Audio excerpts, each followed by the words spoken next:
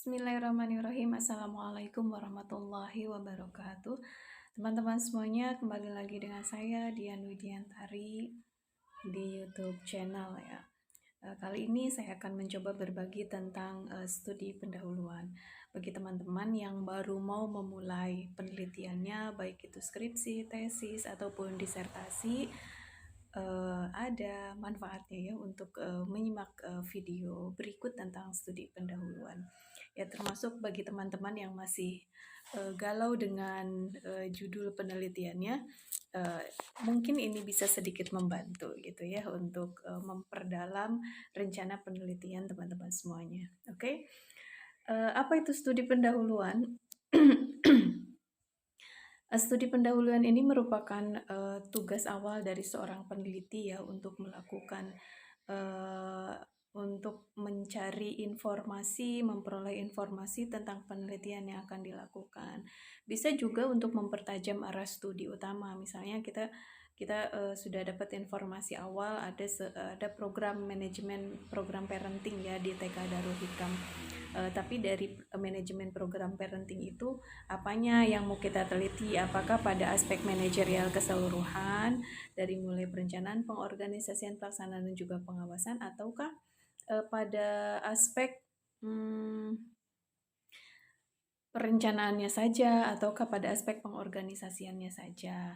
Nah, kemudian studi pendahuluan juga dilakukan dalam rangka merelevansikan dengan program studi yang kita pilih ya. Misalnya teman-teman semuanya penelitiannya program studinya manajemen pendidikan, maka apa yang kita teliti itu harus relevan dengan program studi manajemen.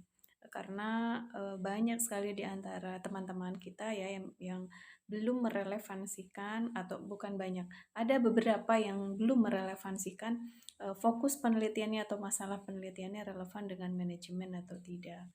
Kemudian apa sih tujuan dari studi pendahuluan? Kalau dalam penelitian kuantitatif di sini ini ada identifikasi masalah. Benar nggak apa yang mau kita teliti ini menjadi sebuah persoalan di lembaga pendidikan. Nah, kalau untuk penelitian kualitatif ini dalam rangka menentukan fokus penelitian. Kemudian yang kedua, ketersediaan data. Ada nggak datanya nih kalau kita mau melakukan penelitian misalnya tentang manajemen parenting. Jangan-jangan programnya ada, tetapi mereka nggak punya dokumen gitu. Nah, ini memang satu keumuman ya, atau di sebuah lembaga pendidikan ketika mereka memiliki program yang bagus tapi lupa untuk mendokumentasikan. Bukan dokumentasi ini bukan dokumen foto gitu ya, tapi program-programnya itu belum terdokumentasikan. Kemudian merumuskan desain penelitian berikutnya. Nah, ini tujuan dari studi pendahuluan. Nah, kemudian kita cari tahu ya, apa sih manfaat dari studi pendahuluan? Nah, sebelum ke lapangan, tentunya teman-teman semua harus mempelajari dulu apa yang mau kita teliti. Yang pertama, sudah pernah atau belum ya diteliti atau dipecahkan apa yang mau kita teliti. Misalnya, kita mau meneliti tentang manajemen parenting ya, manajemen parenting. Apakah orang sudah banyak melakukan penelitian tentang manajemen parenting tersebut? Nah, ataukah ternyata baru beberapa peneliti yang melakukan penelitian itu. Kemudian manajemen program parenting itu levelnya ada di mana? Mereka melakukan penelitian apakah di taman kanak-kanak, di SD, SMP, SMA, atau ada sebuah lembaga manajemen parenting yang dikelola oleh lembaga pendidikan non formal. Nah, ini kita bisa cek jurnal di sini ya. Cek jurnal yang berkaitan dengan fokus penelitian kita ataupun masalah penelitian kita, baik itu untuk kuantitatif ataupun untuk kualitatif. Yang kedua, dengan kita melakukan studi pendahuluan, misal tentang manajemen parenting, maka akan memperkuat keinginan kita, karena fokusnya relevan gitu. Relevannya dengan apa nih gitu. Nah, relevannya pertama dengan minat kita. Maksud minat di sini kesediaan jiwa untuk mau mempelajari secara lebih mendalam tentang apa yang mau kita teliti atau tentang manajemen parenting. Teman-teman teman-teman ingin melakukan penelitian tentang pendidikan karakter atau manajemen pendidikan karakter. kalau bisa apa yang kita teliti itu menjadi minat kita gitu. Karena itu menjadi sebuah dorongan internal sehingga kita mau memperdalam apa yang mau kita teliti. Ya termasuk juga ini harus relevan bukan hanya dengan minat tapi relevan dengan program studi. Jadi jangan sampai misal nih program studi kita manajemen pendidikan Islam. Kemudian yang ditelitinya adalah metode pembelajaran, media pembelajaran. Nah, itu tidak relevan. Itu relevannya untuk program studi agama, pendidikan agama Islam. Termasuk misalnya nih, kita kan program studinya manajemen pendidikan gitu ya. Maka kalau misalnya kita mau memotret, maka potretnya adalah yang berkaitan dengan manajemen pendidikan. Seperti halnya yang teknologi pembelajaran, teknologi pendidikan itu tidak cocok di sini di manajemen. Termasuk juga teman-teman yang program studinya pendidikan agama Islam, itu jangan meneliti tentang manajerial. Atau bahkan juga ada yang dipaksain gitu ya. Dia mau meneliti tentang pembelajaran gitu. Tapi karena prodinya manajemen, jadi tambahan aja manajemen pembelajaran. Nah, kita yang yang baca ya senyum-senyum juga ya gitu. Jadi jangan sampai kata manajemen itu dipaksakan di awal gitu ya, tetapi kesananya tentang pembelajaran. Nah, ini manfaat studi pendahuluan. Kemudian yang kedua, menghemat tenaga dan biaya dengan mempelajari penelitian terdahulu yang relevan. Jadi teman-teman harus bisa meluangkan baca jurnal punya orang lain kaitannya dengan nomor satu, harus berselancar di dunia maya tuh benar-benar ya kita meluangkan waktu untuk membaca jurnal terkait dengan fokus yang kita teliti atau yang kita pilih gitu, karena nanti akan banyak sekali manfaatnya untuk kita. Kemudian yang keempat, mengetahui apakah mampu dilaksanakan oleh peneliti atau tidak. Nah, ini harus kita cek ya. Misalnya kita dapat informasi TK Darul Hikam, misalnya TK Darul Hikam tuh di Cirebon ya. Misal nih, saya di Majalengka gitu. Kira-kira secara jarak apakah terlalu jauh atau tidak, atau bisa ditempuh atau tidak gitu. Kalau misalnya masih bisa ditempuh, pinggir jalan dan seterusnya. Tapi kalau misalnya programnya menarik, kemudian lokasinya ada di pedalaman sana, akses jalannya sulit gitu ya, tidak ada transportasi umum. Nah, itu harus kita pikirkan kembali gitu. Harus kita pikirkan kembali pada masa studi pendahuluan ini. Kemudian kemudahan data. Nah, di kemudahan data ini kita harus cek juga. Pertama, pastikan ada dan tidak adanya data tentang yang kita teliti. Misalnya kita meneliti tentang manajemen program parenting tadi ya, misalnya. Setelah kita cek ternyata mereka nggak punya dokumennya gitu. Nah, itu harus kita pertimbangkan ulang gitu. Kalau tidak ada dokumennya, lalu apa yang mau kita teliti? Karena salah satunya adalah ada di dokumen gitu. Cek dokumen mereka tentang program yang kita teliti. Kemudian kapasitas peneliti. Misalnya nih, kapasitas itu kemampuan kita ya sebagai peneliti. Temanya udah oke, udah bagus gitu kan, tentang pendidikan karakter kewirausahaan gitu. Atau pendidikan karakter kemandirian. Tapi kita tidak bisa memahami apa pendidikan kemandirian itu ya, atau pendidikan kewirausahaan itu kita belum bisa memahami atau tidak bisa memahami gitu. Nah, itu juga harus kita pertimbangkan gitu ya. Apa yang kita teliti itu harus kita pertimbangkan ya, secara kapasitas intelektual juga kita mumpuni di situ. Kita bisa paham. Jadi jangan sampai teman-teman memaksakan, termasuk juga mau meneliti misalnya tentang analisis SWOT pendidikan kemandirian di TKX misalnya ya. Nah, SWOT-nya juga itu harus kita pahami gitu. Bagi saya cukup lumayan rumit ya SWOT itu. Ya, mungkin bagi teman-teman ya sama masih perlu belajar gitu. Jadi jangan dianggap mudah gitu ya ketika kita memilih SWOT gitu. Bisa juga lah SWOT sebagai sebuah alat analisis juga nggak masalah gitu. Tidak harus menjadi uh, pengolahan data yang murni tesisnya atau skripsinya tentang SWOT, tapi bisa juga. Tapi pikirkan kembali kapasitas kita gitu ya, baik pada aspek metodologi ataupun juga pada aspek konten yang mau kita teliti gitu ya. Nah, kalau Prof Suharsimi Arikunto ini memberikan memberikan informasi yang sangat berharga bagi kita semua tentang studi pendahuluan. Manfaat yang pertama adalah tahu secara pasti apa yang mau diteliti. Tahu cara pasti apa yang mau diteliti. Jadi ketika ditanya, Ibu mau meneliti tentang apa? Nah, dia juga masih bingung gitu. Nah, ketika ada pertanyaan, apa yang mau Bapak Ibu teliti? Yang mau saya teliti adalah manajemen program parenting. Gitu. Berarti kan sudah kebayang tuh yang akan ditelitinya berkisar pada, kalau misalnya teorinya dengan menggunakan TERI ya, maka pakainya POAK. Tapi kalau misalnya Henry Fayol itu ditambahkan commanding. Jadi ada 5 fungsi manajemen gitu.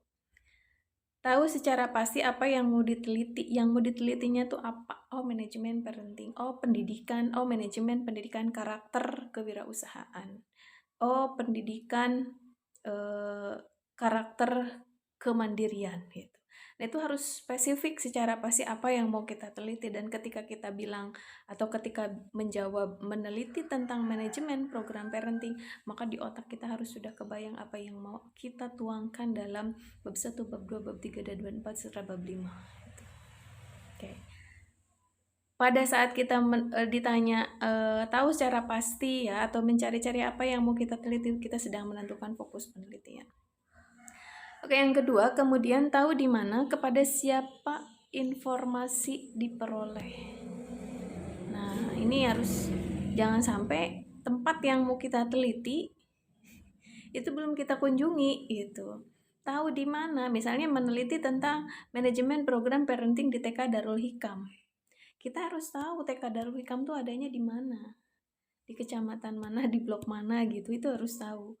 Dan kepada siapa kita memperoleh informasi, apakah ke guru A, guru B, guru C, atau ada penanggung jawab secara khusus tentang manajemen program yang kita teliti. Nah, ini secara tidak langsung kita sedang memikirkan ya siapa sampel sumber data yang akan menjadi sumber utama penelitian kita. Tuh. Kemudian yang ketiga, tahu cara memperoleh data. Cara memperoleh data, ketika saya tahu di mana dan kepada siapa, saya memperoleh datanya harus gimana ya gitu. Apakah dengan angket kah, dengan wawancara kah gitu. Nah, kalau dalam penelitian kualitatif tentu ini harus dilakukan dengan cara wawancara dan juga observasi serta dokumentasi. Tapi kalau dalam penelitian kuantitatif, pengumpulan datanya bisa dilakukan dengan angket gitu ya. Oke. Kemudian yang keempat, tahu cara yang tepat untuk analisis data. Nah, ini juga bagian dari yang harus kita pikirkan ya. Analisis tahu cara yang tepat untuk analisis data. Nah, ini kita bukan hanya memikirkan atau mengetahui cara memperoleh data, tetapi tahu cara yang tepat untuk analisis data. Misalnya pengkodeannya seperti apa nanti, kemudian analisis datanya kita mau menggunakan teori dari siapa, Niels Haberman ataukah Spradley. Oh, ini kurang R1 ya, Spradley atau siapa. Nah, ini harus telah difikirkan pada saat kita melakukan studi pendahuluan. Lumayan ya. Kemudian yang kelima dari Prof. Suharsimi, tahu cara ambil kesimpulan serta manfaatnya. Jadi kita mengetahui cara mengambil kesimpulannya, apakah direlevansikan dengan rumusan masalah, kemudian serta kita mengetahui manfaat yang kita peroleh ketika kita melakukan penelitian tersebut. Oke, nah sekarang kita cari tahu ya bagaimana cara melakukan studi pendahuluan. Nah, ini kita lakukan dengan 3P ya. Ada paper, pair, person, dan juga place.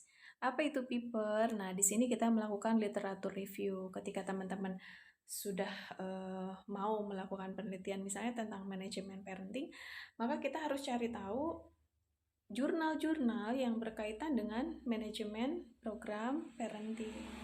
Kita cari tahu, baca dari judul sampai daftar pustaka, bukan judul dan daftar pustaka. Ya, kita baca, kita dalami apa yang sudah mereka lakukan penelitian, dan itu tidak hanya 1, 2, 3, 4, 5, minimal 5 gitu. Nah, untuk skripsi minimal 3, tesis 5, kalau disertasi 7 lah gitu. Jadi dalam literatur review ini kita akan mempelajari hasil penelitian terdahulu punya orang lain, kemudian nanti kita akan coba relevansikan dengan penelitian kita. Oke. Yang kedua di sini ada person. Person itu orang gitu ya. Caranya melakukan studi pendahuluan, kita bertanya kepada expert ya, apakah kepada dosen pembimbing, dosen pembimbing tesis atau pembimbing akademik, atau teman yang expert di bidang metodologi penelitian dan juga tentang konten tersebut, atau bahkan kepada sumber yang sumber penelitiannya, misalnya kepada gurunya, kepada kepala sekolah, dan siapa lagi, itu dalam rangka mengawali apa yang mau kita teliti, kita tanyakan terlebih dahulu, termasuk kepada expert ya. Jadi kalau pada expert tuh biasanya mereka sudah bisa, bukan menerawang dia, mereka sudah mulai bisa melakukan analisis gitu ya. Ketika nih kalau saya judul ini gimana, apakah mudah, gampang, susah, sulit, termasuk juga apakah bisa lanjut atau enggak, itu di expert gitu. Nanti expert itu mungkin akan bertanya, ini penelitiannya di mana, emang prosesnya seperti apa, kamu udah ke sana atau belum gitu ya, ataukah di sana ada nggak programnya. Nah, itu yang paling penting gitu, jangan sampai kita mau meneliti tentang X ternyata di sana nggak ada programnya.